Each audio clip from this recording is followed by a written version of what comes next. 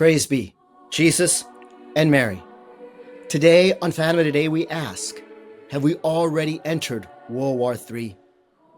The message of Fatima is one of peace and also of war as a punishment for sin. But there's a lot we can learn from our very recent history and be inspired and take example from glorious Catholic events. Stay tuned to find out more.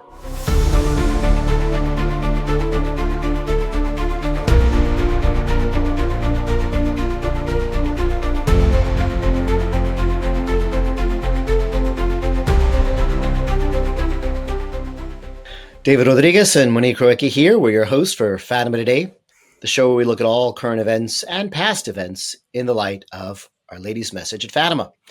So, Monique, today I thought we could look a little bit just at her message, which is so focused on peace and avoiding war. Obviously, the punishment for disobeying God is war, and you could say reward, but they're also just logical consequences for obeying Our Lady is peace. So we've certainly seen a lot going on in the world today. In part, I think I've refrained from talking too much about it, and certainly on this show, because the information is so sketchy and it's here and it's there and it's all over the place. But one thing that I thought was very interesting in the entire attacks between Iran and Israel is that they began on June 13th. And that certainly is a significant date, right? It sure is, because that's the day that Our Lady gave the devotion to her Immaculate Heart, and said that her Immaculate Heart would be our refuge and the path that would lead us to God. So it's very interesting that, Israel fires, an assault against Iran on June 13th. It always seems that these things happen on significant feast days. It really does. And, I've just, it's natural for me. I've got my eyes sort of trained that way where, when October 13th rolls around, when June 13th and May 13th, when some of these days roll around, again, this is that Fatima perspective I tend to have. I'm always just kind of like, you got your antennas a little bit more like, what's going on today? Is something going to happen? And so I think it's interesting, again, as you were mentioning the message when she appeared in 1917 and revealed her Immaculate Heart. But then, of course, directly 12 years later, on that same day, which is 1929, June 13th. That's, of course, when Our Lady appears to her in Tuy, and our Lord appears, and she gets the great revelation of the Trinity. And that's when God says, now is the time for the consecration of Russia. So that happened on that date. And so I'm always kind of wondering what's going to happen on that day. We've talked a lot about how 100 years will be June 13th, 2029, if anything will happen then. And so we weren't at 100 years because it's 2025, 4 years before that. We're at 96 years. But again, something very interesting happening on June 13th. I know a lot of people were already, everybody kind of goes crazy. The hot takes, is it an apocalypse? Is it the end of the world? Is it World War III? I mean, you heard it all. And through it all, I'm just kind of trying to stay calm and saying, let's just see how things really shake out. But, again, kind of paying attention to what's happening, especially with, like you said, these dates. Because, is this a precursor? Is this just sort of like around when I know a lot of times, like one thing I've taken, a priest once told me, and I really like it.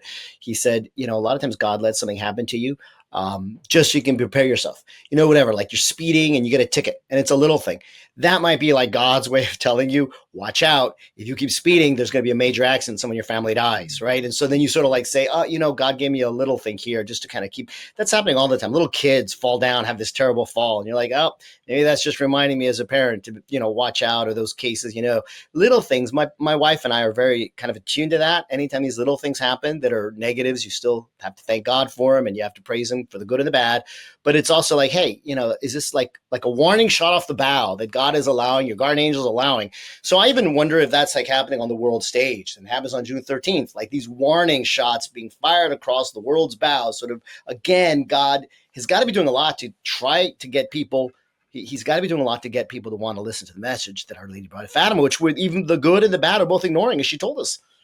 Yeah, no, that's for sure. Because it was interesting, because when this happened, when the attack on Iran happened, that was my first thought. Oh my goodness, is this the start of World War III? And I'm not alone in this. I mean, even the secular radio host, on our local radio station said, "Is this the start of World War III?" I think everybody was thinking that way, because we know that the world is heading that way, and they could stop it if people would obey Our Lady of Fatima. But because I really have such little faith in human beings to actually obey Our Lady of Fatima's request, except for the good and faithful Catholics who are doing so.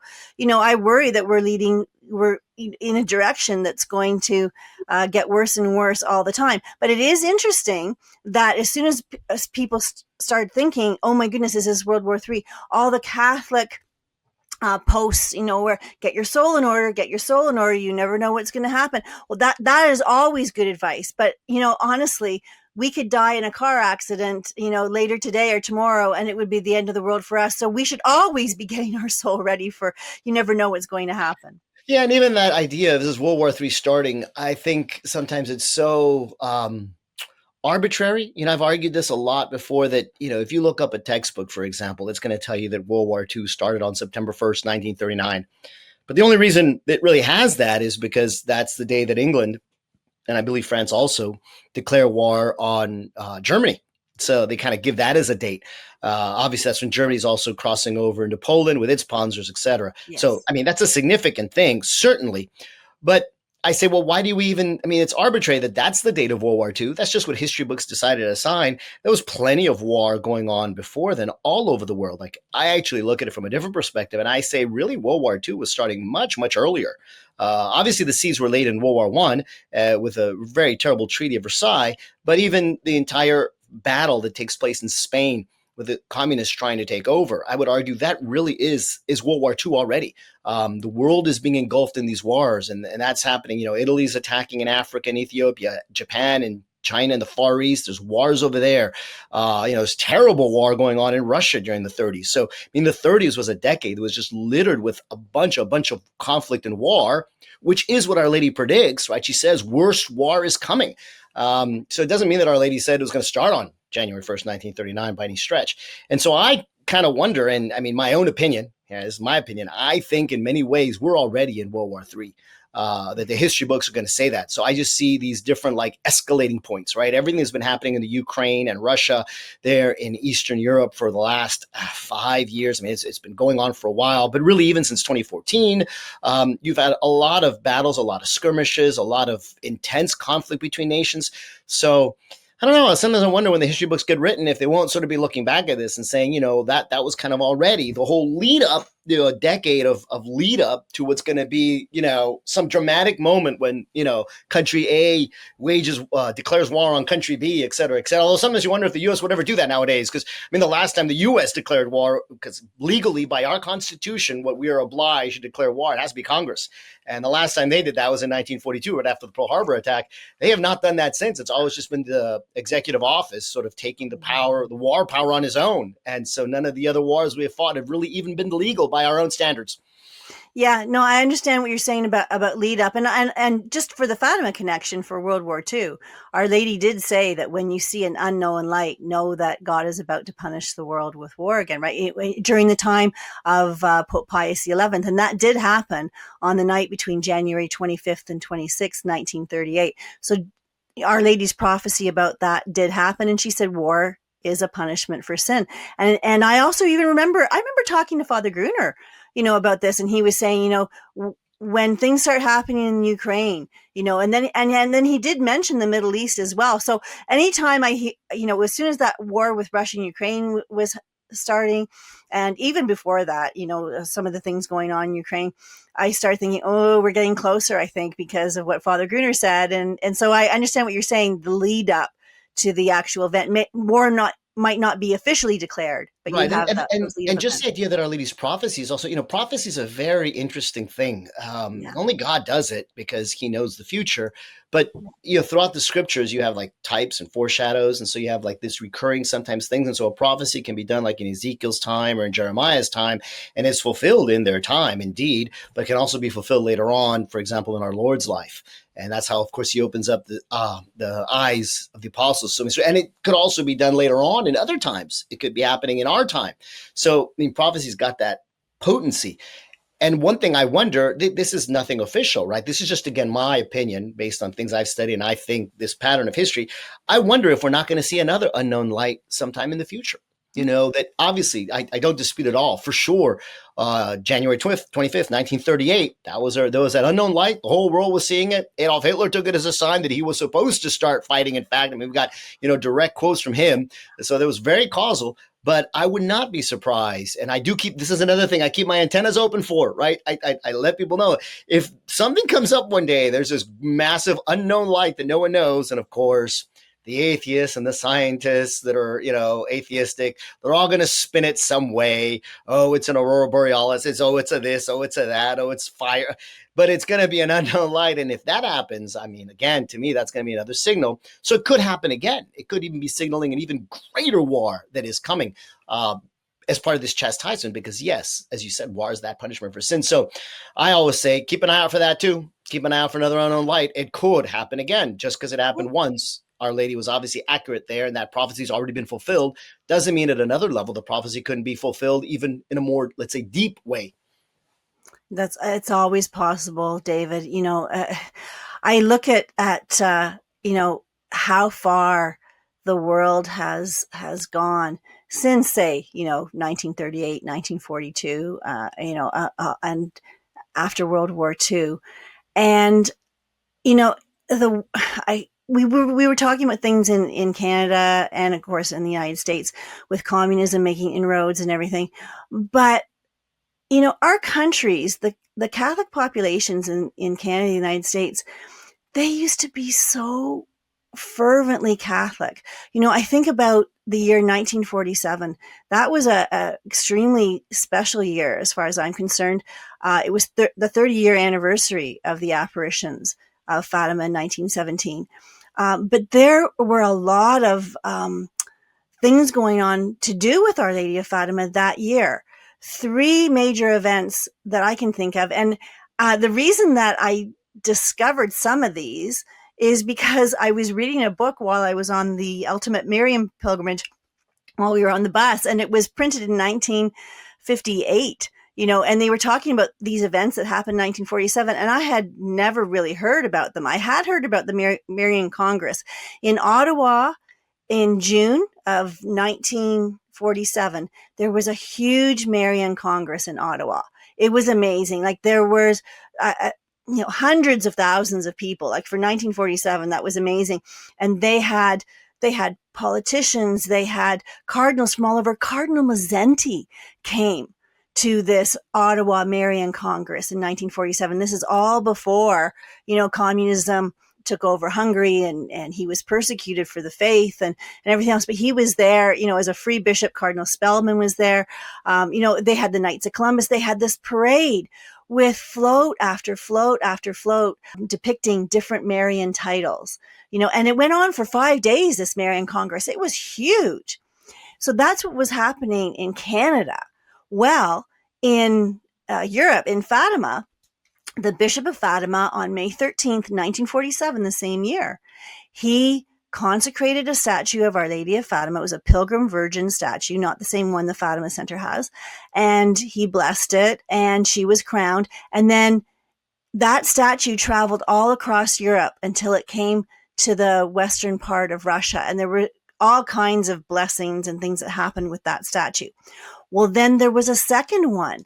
On October 13th, 1947, the Bishop of Fatima blessed another statue that was meant to go through the Americas and eventually, go towards the east side of Russia. But the bishop said something really interesting. He said, I'm not going to crown this statue.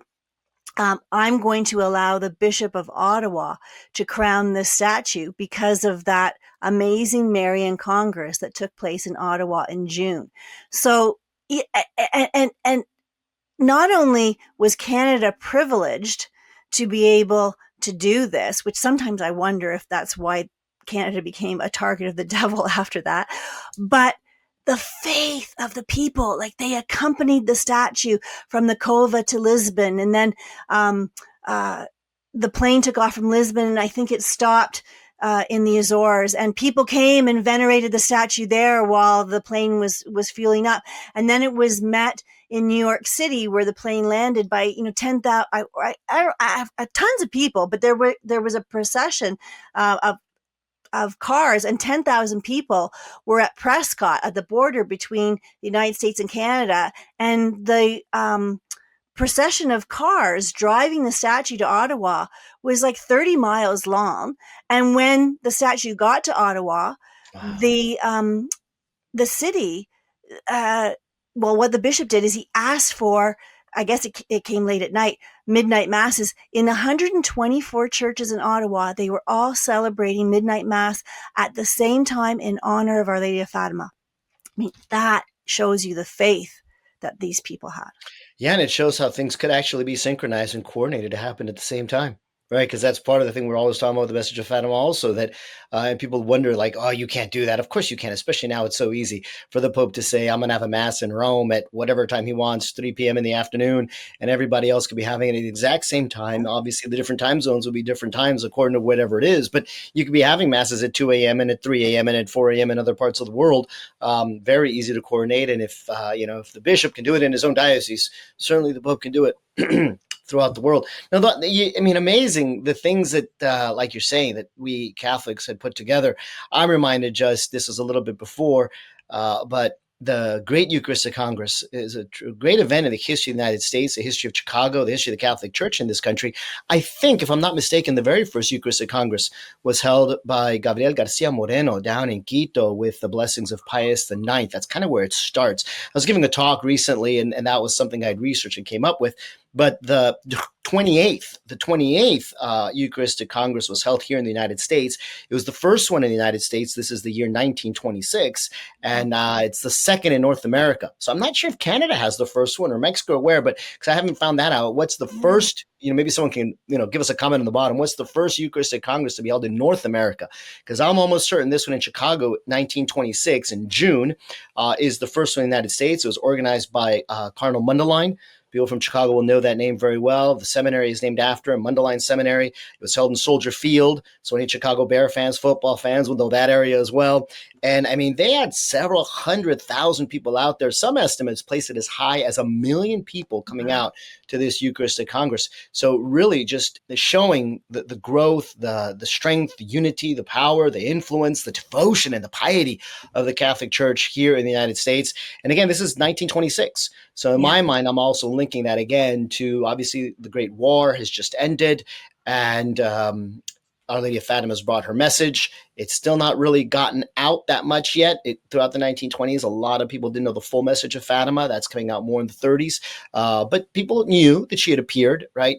And there's just growing crescendo of Catholic activity, it seems, throughout the 20s, the 30s, the 40s, what you're mentioning there in Canada. And I want to just add a little bit more to that story in Canada, being that yesterday, July 1st, was Canada Day, which is our federal holiday of when Canada became an actual country of Canada in 1867. And then, of course, this Friday, it'll be July 4th, which is your day of independence. So it was interesting because after the statue left Ottawa, it traveled through different places in Canada, and then it actually crossed the border from Canada to the United States. It went into Buffalo, and the statue of Our Lady crossed the Peace Bridge. Here's Our Lady of Peace. And even the Bishop of Buffalo, he recognized that as well. It was Bishop O'Hara from Buffalo, and he said, it is fitting that the statue of Our Lady of Fatima, Queen of Peace, should enter our country, the United States, at Niagara Falls. Maybe it was Niagara Falls. I'm not sure. I thought That's where that the Peace was Bridge Rainbow is. Bridge. I imagine so. Yeah, I that's thought the Peace Rainbow Bridge is Niagara Falls. The Peace Bridge is Buffalo. Anyways, but he said that the statue went across the Peace Bridge because Our Lady is Queen of Peace. Anyway, I thought that was interesting because you had the statue coming from Canada to the United States across the Peace Bridge. And just as a side issue, it was also interesting that when Father Gruner started the apostolate for the Fatima Center, when he took over the National Pilgrim Virgin Statue of Canada, that was based in Ottawa. And then later on, he moved it to Fort Erie, Ontario, and also across the border in Buffalo. And I thought that was interesting that these were significant places where Our Lady visited as well. Sure. I mean, and maybe I'm sure Father Gruner knew that history, and I wonder if that had any influence in his I selection. don't But think I don't think so. I you don't think think so? when I Yeah, read Fatima Priest, the way things progressed, it was all chance of the way he got the apostolate and then received support in the Niagara area. But I think Our Lady ultimately right. sees the connection. Yeah, Our Lady is the one guiding those things. Yeah, and I mean, there were again fantastic events. Another one, the talk that I mentioned, I was given that I did research for, was actually on the Sacred Heart and the enthronement. So for those who know, and that's very appropriate since last week we were celebrating the feast of the Sacred Heart. So Father Matteo Crowley Beauvais, he really promoted the Sacred Heart and the Sacred Heart enthronement. And so in the 1940s, it's actually 1940 during World War II that he comes to the United States for the first time. He'd been traveling all over the world promoting the Sacred Heart enthronement with all the Pope's blessings at that time. And again in Chicago, interestingly, but they have a huge, he consecrates the diocese to the Sacred Heart along with the Cardinal. And again, a big event in Soldier Field, 125,000. He continues. He actually got a priest, Father Francis Larkin, who was from Montreal. So he's Canadian. He didn't think his English was quite up to snuff, and he wanted to really get the message out right. So he gets joined by Father Larkin, and they're promoting this message. They started a group called the Men of the Sacred Heart, and that picked up really big in the Diocese of Detroit. Interesting story there because they meet a businessman. I think his name was John Vasco or John Lavasco, and they're not doing too well with the Sacred Heart enthronement. And so then I think it's Father Larkin tells the businessman, the layman, maybe we should add a statue of Our Lady of Fatima, and maybe that'll get things going. And so they decide to do that, and they bring the statues of Our Lady of Fatima in, and then the whole Sacred Heart enthronement just really gets rolling. So it got really, really big in Detroit. I mean, at one point in time, there were 170 men with their families, and they're traveling all around the archdiocese. This is now in the 70s, so a little later. But they were really promoting the Sacred Heart enthronement. So you see all of these movements that have grown in the United States and in Canada, and they were happening all around the world. I mean, we could get into, maybe this is its own show, but I mean, Father Patrick Payton with the huge rosary rallies. I mean, one I'll just mention because I think it's the biggest one he had in the United States was 1961. So again, this is at the height, right, when everyone was expecting the message of Our Lady of Fatima to be released to the whole world. And in San Francisco, he had over 500,000 get together. He was also, I mean, Father Payton was everywhere. I think the very first one he does is, in fact, in Canada. So again, a connection with Canada. And this is 1948. So it's very close to the year that you were talking about. But Father Payton was invited by Bishop John Kidd of London, Ontario. And from then on, there were like 540 more rosary rallies all around the world that Father Payton would go do. And this one in Ontario, London, Ontario, 80,000 families pledged to say the rosary daily. And that was 95% of the diocese. So I was stunned by these numbers. And again, I'm thinking, wow, this is 1948. Again, this is in the crescendo, the lead up. People are really understanding the need for peace, that they don't want wars anymore after having lived through these terrible wars. The message of Our Lady of Fatima is getting out. They realize how important the rosary is. You get a priest behind it pushing it. You get the bishop supporting it. And then 95% of the diocese, the families are pledging to pray the rosary. This is the kind of fervor that we need now if we want to avoid this whole thing we're talking about, the World War III and just war being the punishment for sin. We've got to get our families to be committed to this. And so we've seen it in our past, here, Canada, the United States. It can come back and it needs to come back. Yeah, I agree. And Our Lady said, when a sufficient number of people are obeying the Fatima message, that's when the consecration of Russia will happen. I've got a couple little modern day personal stories, though, for you, David. You just actually reminded me of that when you were speaking. I actually went to Utica, New York last year because every year in October, they have a rosary rally continuing something that was started by Father Payton. And so it's huge, and it was beautiful. And that's a big event that they have every year. I think the first weekend in October. Last year, they had to have it the second weekend in October because the parish priest had to have surgery, which happened to fall on October 13th last year, which was great. But also, it's interesting. I was speaking to one of our supporters the other day, and actually she was on the pilgrimage with us, and she told me a story about the crucifix of Father Crowley. His secretary, I believe it was Father Larkman, he was older, and he was sickly, and he was going to a nursing home. And anyway, somehow a friend of hers in Tennessee ended up with a box of books and things like that had been owned by Father Crowley, that I guess had been kept by Father Larkin.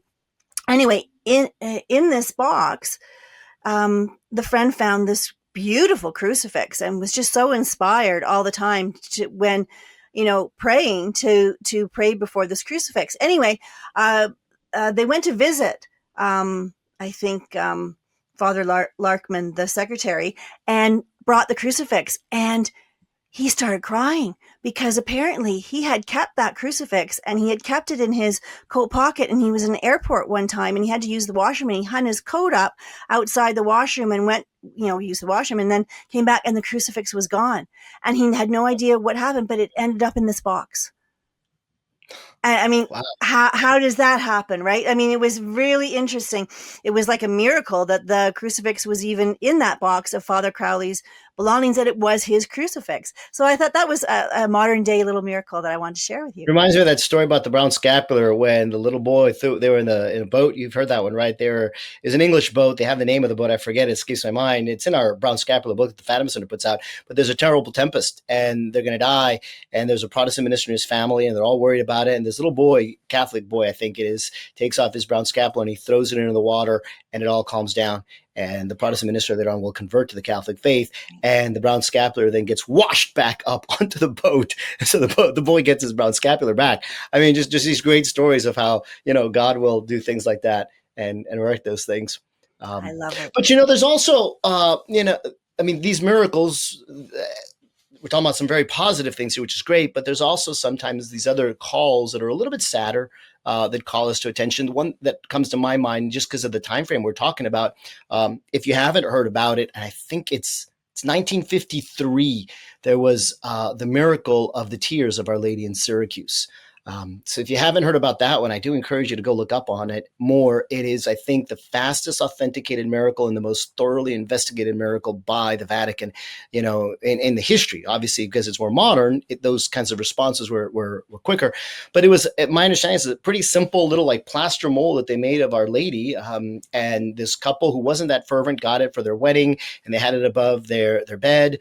And there's a long story because the lady got sick, and as she was coming out of the sickness, the first thing she saw was Our Lady, and Our Lady was crying, and she thought she was hallucinating from the sickness, but she wasn't. And this thing kept crying. I mean, the tears just kept flowing. I mean, they took it off the wall, they investigated, they examined it, they took it to the church, they took it outside the wall, they took it to the police precinct. Many, many people came and investigated, but throughout 1953, these tears of Our Lady were flowing. And so it's a great miracle.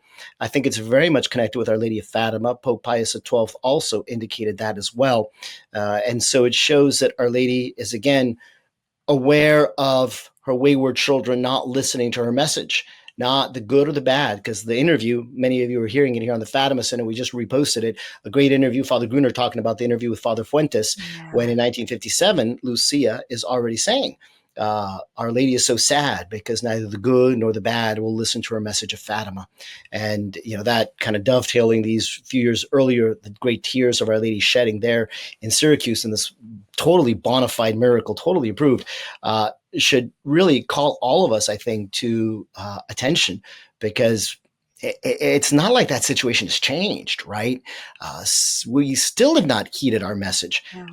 We still have not heeded the message of Our Lady, and neither the good nor the bad. So we need to turn that around if we expect things to change, because otherwise, all these things that we are talking about and reporting on, and the dangers we see coming, it's only going to get worse until we listen to our message, to Our Lady's message.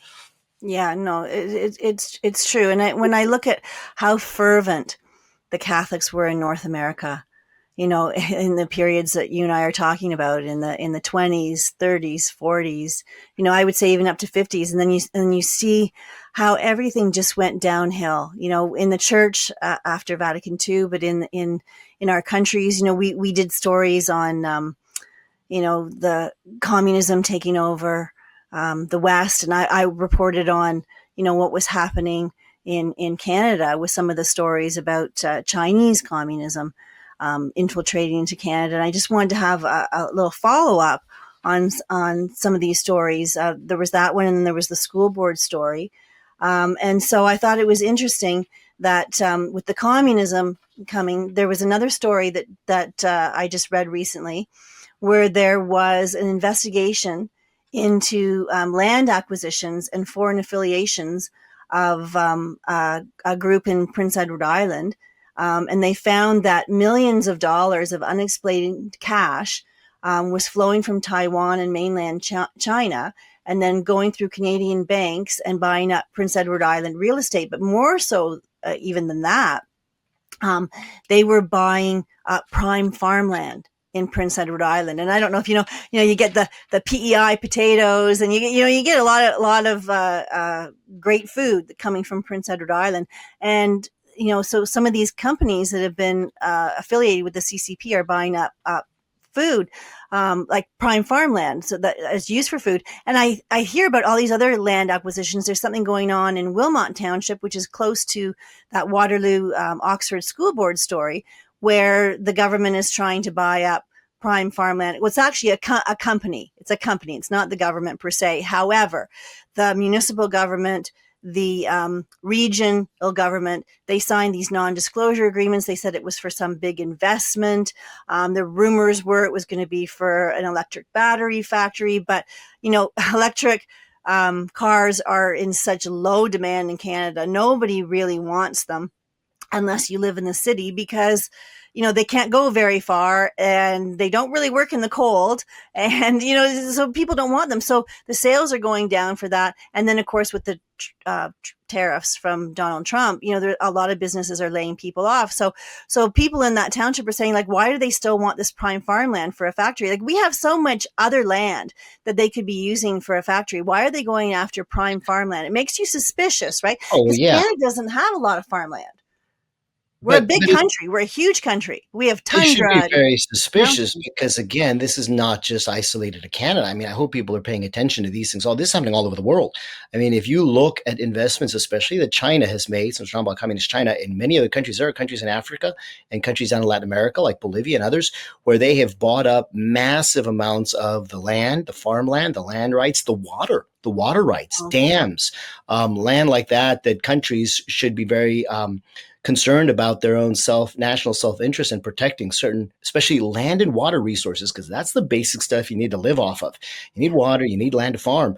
And there are a number of countries that are being reported. There's been a conflict. There's been these kinds of political battles and even violence escalations, but it's been happening all over the world. So I definitely think that the communists and the Marxists are very intent on buying these things up and owning them all over the world. So they own these resources everywhere, not just Canada, but in many, many countries. I mean, here in the United States, we've seen the same thing happen with like Bill Gates. Bill Gates has been buying up massive amounts of farmland. And you know why he's doing that. And he's, of course, the one that's telling us we should eat crickets instead of meat and other bugs. And it's ridiculous kinds of things that are going on. But you really do wonder, why are these people that have power, wealth, and influence buying up all these things and then trying to tell us to live a certain way that, of course, they're not even living, like the whole I have a funny story about when you're talking about eating crickets. There actually was in London, Ontario. You're talking about London, Ontario with the Sacred Heart devotion. Well, in London, Ontario, they had a cricket farm, and they were actually trying to dehydrate these crickets and make them into flour and everything. It closed down. It went bankrupt or something. Anyway, so I thought that was kind of funny. But it is interesting when you're talking about water and everything else, because in our province, our premier, which is kind of like your governor, he's passing legislation to fast track, all of these different companies that can, start mines and start all of these other things. And just seeing how much infiltration has been done by the Chinese Communist Party, I'm hoping that he's not going to be selling a lot of our natural resources to foreign entities. Yeah, well, I would say that they probably will. And I mean, it's the one thing I do want to mention too before I forget is something you said triggered it earlier on in my mind. But please, if you're watching this show and maybe you've heard this and maybe you've watched it several times, and so maybe you're thinking, well, I mean, David and Monique saying the same thing about the Message of Fatima, but please realize there are so many Catholics who know nothing about this. Yeah. So I'm encouraging everyone to please go and talk to others. And a little story, just a couple weeks ago, my wife got together with a bunch of Catholic moms. So they're all Catholic, mothers, and they're all getting together while their daughters were, having some fun activity. And so, of course, they're just chatting about things.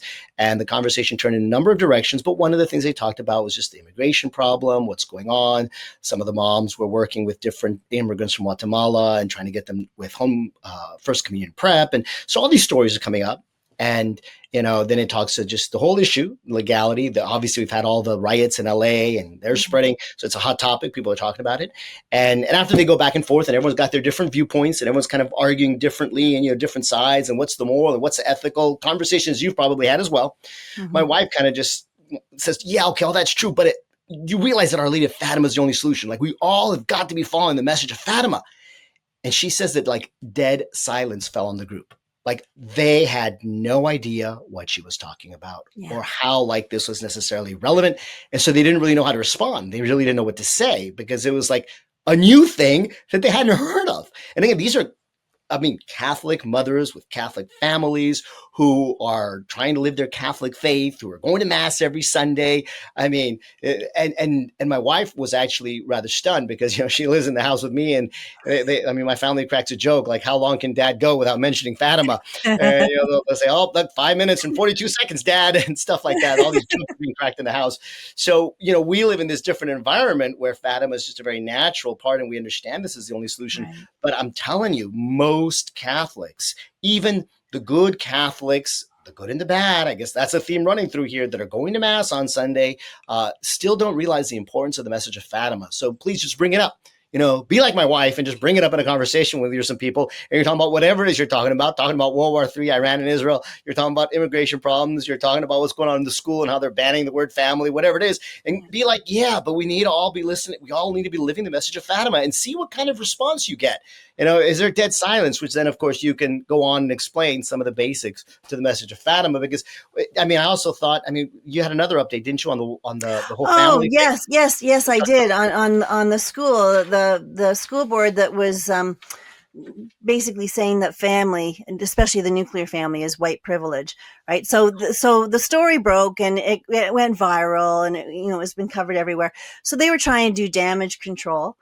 So they appeared on a local radio show, and basically the director of education, he didn't really, I guess, refute any of the accusations. What he did was he apologized for how the community received the information. It was like, oh, I'm really sorry you had to hear it this way, I didn't do anything wrong. I'm sorry. You guys you're upset because people got upset because your policy was received negatively. Wow. So that was the first thing. Then that happened on June 10th, and then on June 11th, the board chair appeared on CBC radio and basically said, well, all of our initiatives on truth and reconciliation, gender identity and orientation, equity, all of these things are lightning rods for groups that disagree. So of course you're going to get, all of these stories, and then the CBC the next day had some expert from some university, because they always try to make it look like it's going to be, these academics know more than the average person and give it some credibility. And that person said, well, these parents' rights movements, they're linked to fringe ideologies and religious extremism, right? So, they're trying to control the narrative. Yeah. Because you want to have a family. You're fringe and you're extreme. Wow, that's crazy. This is the kind of thing. And not only that, but the woman who broke the story is not religious, just as an aside. And she had posted the slides from that presentation on X, and there were a bunch of comments, and she was answering those. And the day after all of this stuff broke with the school board, all of those slides were removed from X, and all of her comments were removed from X. And X is supposed to be, oh, it's all free speech now, but it was all gone. Well, there you have it. These are the kinds of things that we're going to keep facing and we're going to keep seeing as the world, I think, races headlong towards World War III, towards destruction of the family, towards really the errors of Russia proliferating even more every facet of our life, both at the family level, at the international level, the geopolitical level. So please, everyone, remember the message of Our Lady of Fatima. And I say it's a simple thing to recall. First Friday, which is coming right up with First Saturday. So, every First Saturday, do the First Saturday devotion. Pray your rosary every day. So important to pray the rosary every day. Offer prayer and penance, especially Our Lady and our Lord both asked for. It's simple, the penance of our daily duty. Just our daily duty. It's it's requiring heroic virtue these days to do your daily duty if you're a man and a husband and a father, and you actually want to be a man, husband, and a father because of all the onslaught. Same thing with a woman, wife, and mother. So do our daily duty, wear the brown scapular, and that's, consecrate yourself to Our Lady. And of course, pray for Russia's consecration, and that the Pope will consecrate Russia soon, quickly, because we need it, and we need it now. We need it now in 1929. I know. We definitely do. And please share this video with others. Remind people about the message of Our Lady of Fatima. And don't forget to like and subscribe to the channel. And remember that Our Lady of Fatima has given us the only solution for the problems of our times. God bless you, everyone. Our Lady of Fatima, pray for us.